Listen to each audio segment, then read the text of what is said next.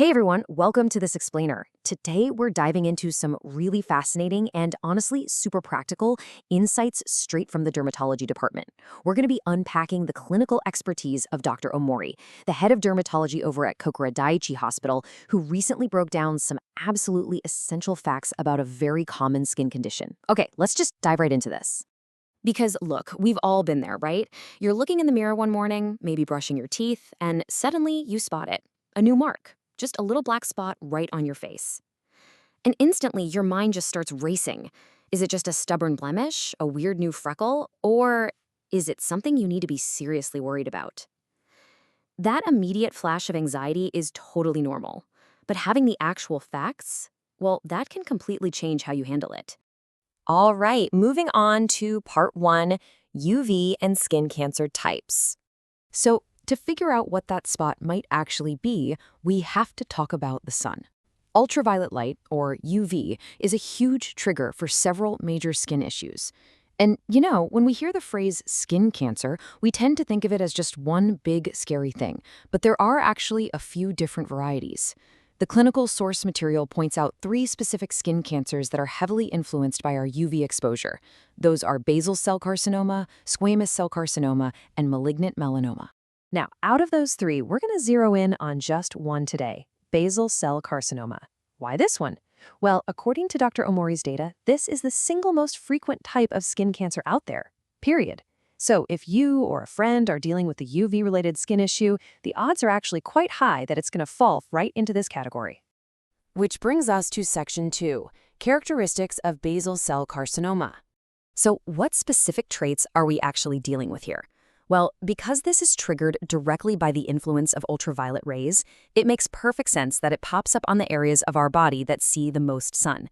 And honestly, nothing gets more constant, year-round UV exposure than our face. Like, it's always out there.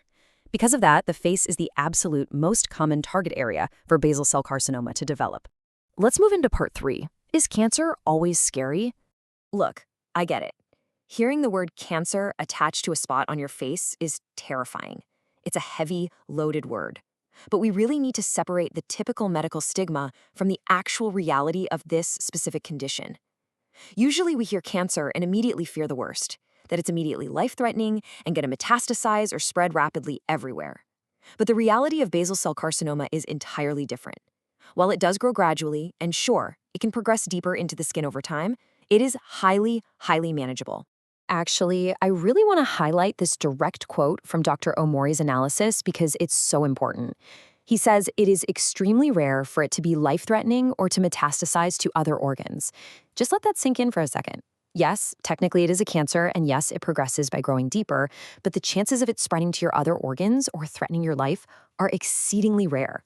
That is a huge relief. Okay, section 4, visual signs to watch. Now that we've dialed down the panic a bit and understand the relatively low threat level, what physical cues do you actually need to look out for?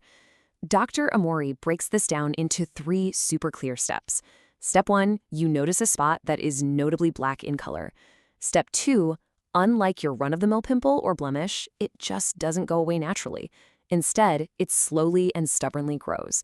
And then step 3, as it develops, you might see what doctors call central ulceration.